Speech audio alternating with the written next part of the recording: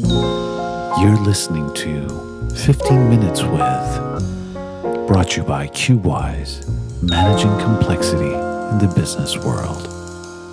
Okay, so today we're talking with the TM1 World Champion, Hello, Dwight Smith.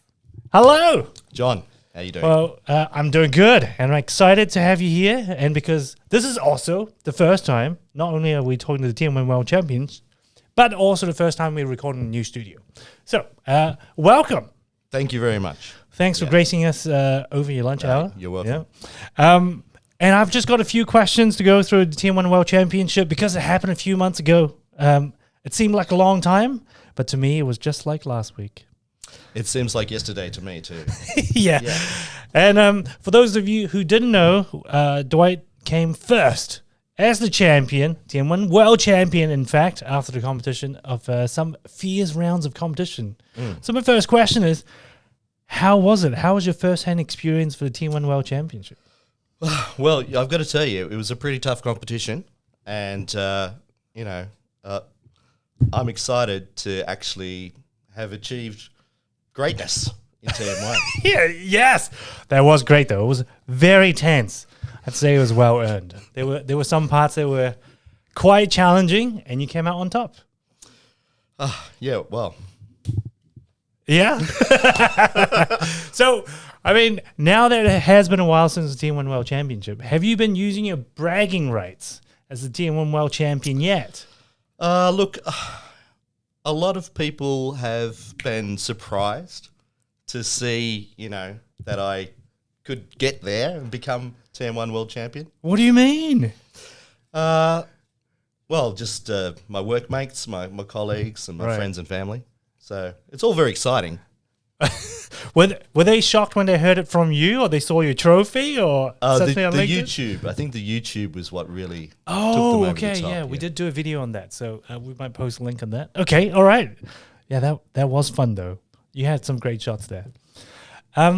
Okay, well, now talking a little bit back about your TM1 experience, just for everyone out there. How did you get started on TM1? It was a long time ago. It was back in the early 90s.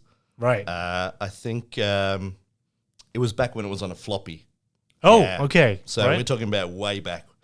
And a guy at the office that I was working at the time, he said he'd seen this product called TM1, and it was amazing, and he used it to consolidate all of his data together and put it into a spreadsheet. So, and I kind of went, yeah, okay. I thought that's interesting, but when I actually saw it the first time in action, I thought, well, wow, I could actually use this in a really kind of powerful way to do consolidations of, because I was an accountant at the time, and to do consolidations of general ledger, reporting, that kind of thing. So how did you guys or the company do the consolidation before TM1? Oh, it was all done in spreadsheets. Right. Okay. So, and once I got my head around the fact that the data was all kind of there and accessible and just in a kind of a virtualized environment in memory, then that was the turning point. That was like, that was the light bulb moment. Oh, that was the light bulb moment as bulb well. moment. Wow. Okay. Right at the beginning. And so now you've been using TM1 for a long time. I forgot exactly how many years. Yeah. What is it? It was probably 1996 or 7 or something like that. Okay. I think. I don't know. It's a long time ago. So for those of you who are watching, you can work it out backwards. I'm not going to embarrass myself here. Trying to do the math. So wow. So has the progression of TM1, like the engine and the functionality, been within your expectations as you grow with the tool? What it's done well, it's continued to do well, right? And the things that have really changed are the scripting moved from being kind of in spreadsheet processing to TI, and now we're moving on to using things like Python. Right. Yeah. And it's that kind of development is just making it more accessible, more user friendly for somebody who's using it all the time and programming Right. scripting. Okay. Yeah. Yeah, it is becoming more open. I guess that's a key word. Maybe people who don't know TM1 don't have that concept. With the TM1 Pi being open source and, to be able to, once you've seen it and you use it, you'll understand it. And it just makes it more accessible to the people who really want to use it to make their work life simpler. Right, yeah. And that's what a tool should do, right? Make our life simpler, right? Exactly. That's what people should be paying for. Yeah. Not the support. That's a perfect leeway to my next question because I used the wrong word here. I mean segue. Which is how do you see the future of TM1? Well, yeah. As of now, right? I think it's just going to scale a lot more. Okay. So when it started, it was all kind of a single computer. You had a single floppy disk. Yeah, you're basically using data that you had around you on your PC, and you're just loading that data in and then doing everything in the one spot. And you had like this microscopic 3 megabyte limit. 3 megabytes. 3 megabyte limit on the size of the database, etc. Right, so the scale of what you can do now is just so much more. It's quite exciting that we're going to be able to, and it still seems to cope with that kind of level of data. So I think where we're going to get to is. It's just going to be a cloud-based product where you can access it from anywhere. Where the data actually sits is not really important, providing that it's giving you the power to handle more and more information and more effectively, to summarize it, to aggregate it, to report on it. Yeah, so happy days, right? Happy Good days. news. Yeah. Now. One thing you touched on is, it's on in the cloud and people are more accessible. People can get to the data. But I guess a lot of tools claim they can do that. Now I'm asking you from the perspective that you have used TM1 for a while, and you can. I mean, you have been using these technologies for a long time to solve business problems, right? And so from that perspective, how do you see the scalability of TM1 differ from some other tools? Because, I mean, people would sometimes come up to me and go, well, Excel is also scalable online, but, they're missing the point. But what point would that be? Yeah, but it's not consolidating the data in an effective and efficient way. So, like everybody tries to use a spreadsheet to do a job bigger than it should do, right?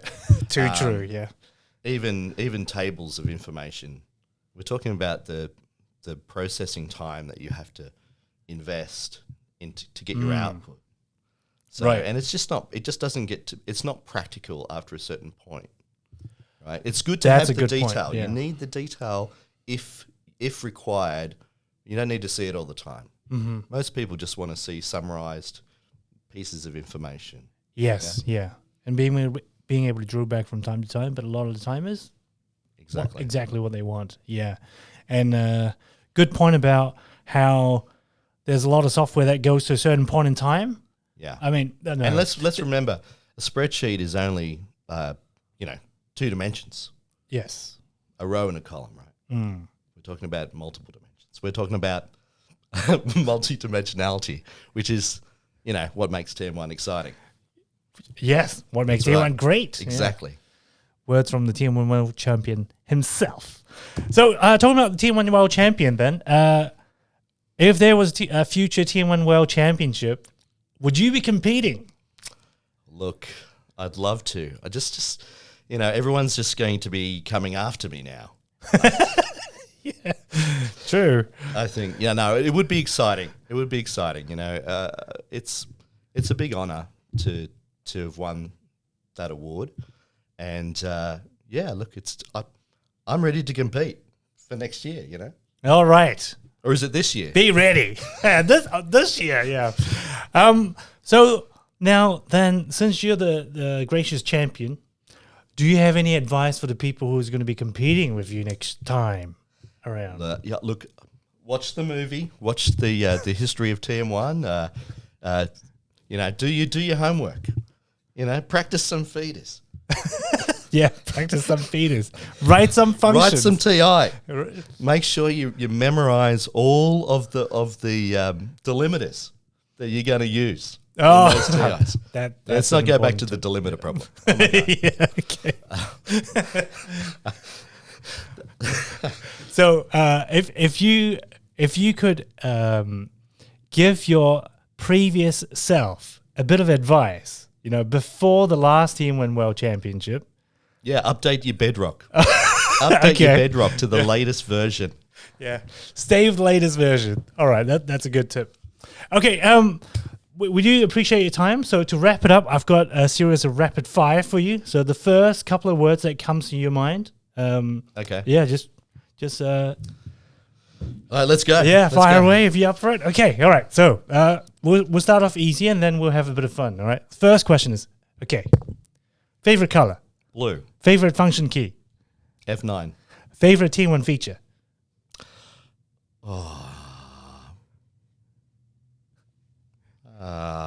First one comes to your mind. Look, active forms. Okay. Favorite T1 function. Function. Oh my God. Let's just say First one comes to your mind. L-comp. Okay. Automatic feeders. Nah. T1 Pi. Yes. T1 9.5. 952? 952. 952. Yes. A great version. T1 Web. I still use it. T1 Horizon. Yeah, every year. All right, and that's it. Hey, thanks for playing that rapid fire, and thanks for coming by. Thanks, John. It's great to have you. Cheers. I wish I have so much fun as every day as when I talk to you. Me too. Yeah. Me too. And thanks for inspirational words that we had just before the recording. So, quick disclaimer. Everything we have talked about were unscripted. I did put some questions together. So you saw me looking at my phone briefly before, but it's totally unscripted. And the disclaimer is we are just voicing our opinion based on how we thought about things today. Interview. Yeah. This is my first interview. Yeah. So if you have any comments, let us know privately. Go easy and have fun and do more TM1. Do more TM1. All right. Thank you. And we'll see you next time. Bye. You just listened to 15 Minutes With, brought to you by QWise, managing complexity in the business world.